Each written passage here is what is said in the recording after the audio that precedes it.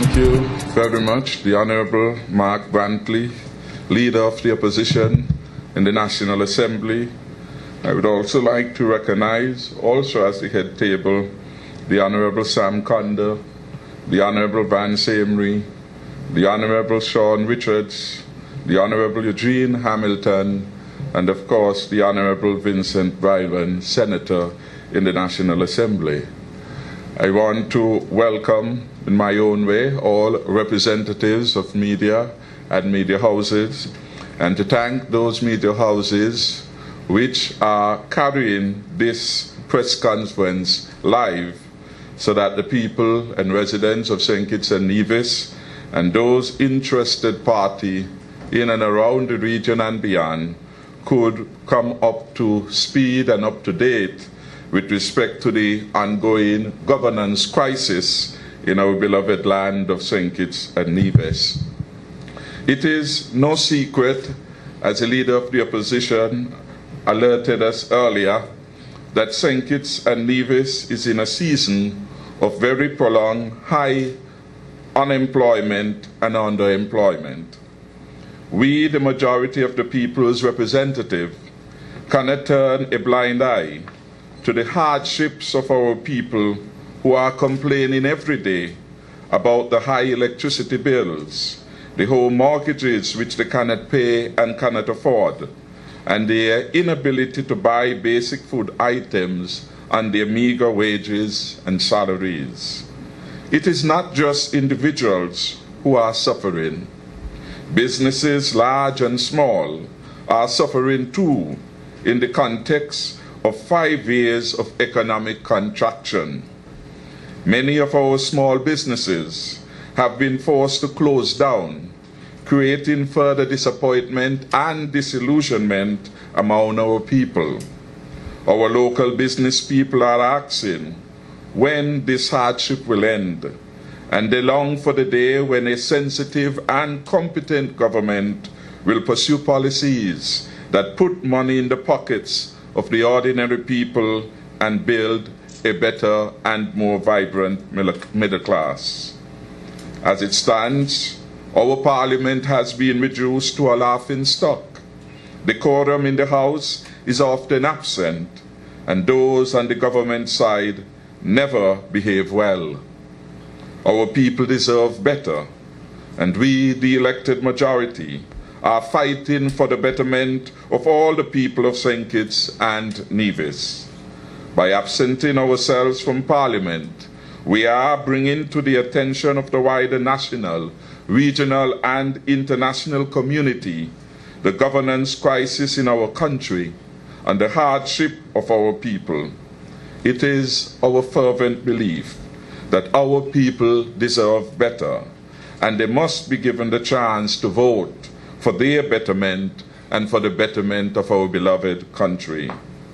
The ongoing deliberate neglect by the Speaker of the National Assembly, the Prime Minister and his administration of the obligation to ensure that the motion of no confidence which was delivered to the Clerk of the National Assembly on the 11th day of December 2012 is given the highest priority is a reckless disregard of the right of the people of this country to have a government of their choice, comprising the majority of elected representatives.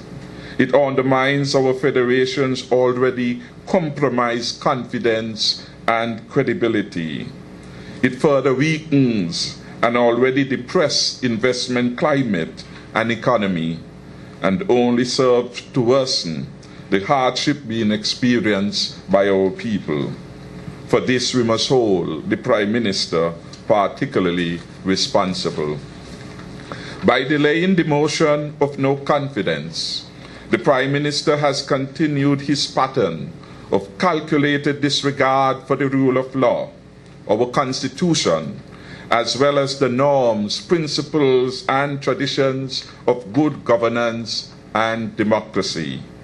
Indeed, this very pattern of behavior represents one of the reasons that the motion was filed in the first place.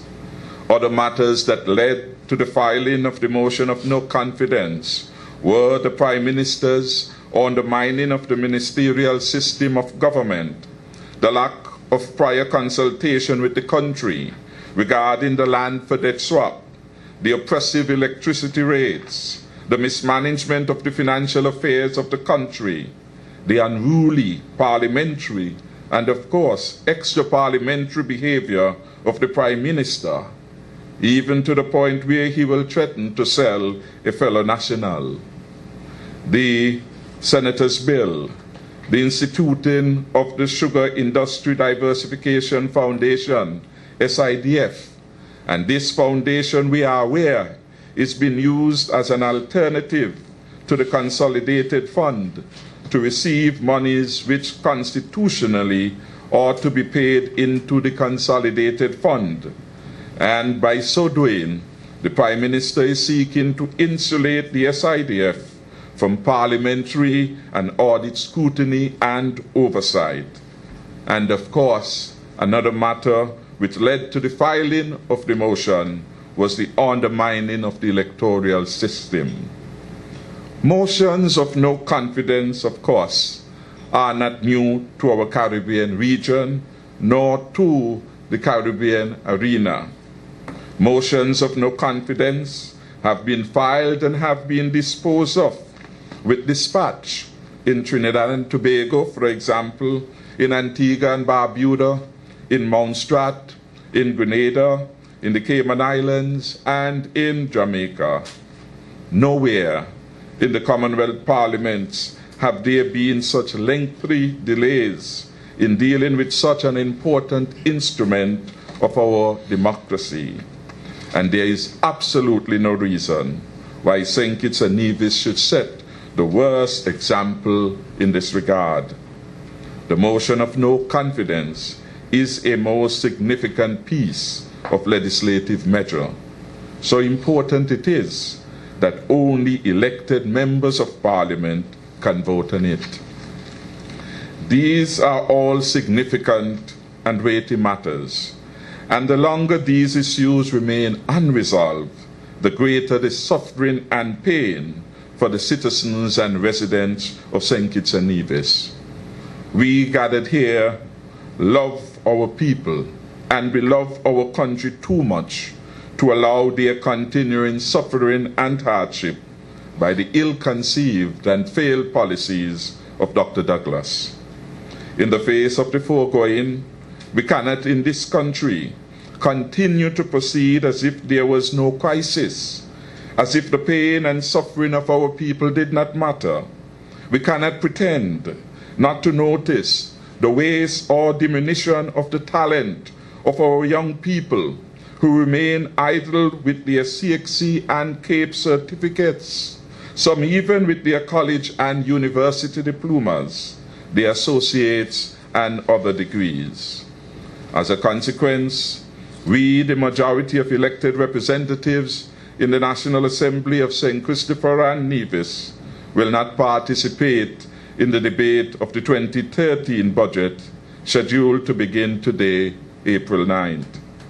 The majority of the elected representatives consists, for the record, of the Honorable Mark Brantley, Leader of the Opposition and Deputy Premier in the Nevis Island Administration, the Honorable Sam Conde, former Deputy Prime Minister, the Honorable Sean Richards, the Honorable Vance Amory, Premier in the Nevis Island Administration, myself, and of course the Honorable Eugene Hamilton, the Deputy Leader of the People's Action Movement and elected member for St. Christopher 8.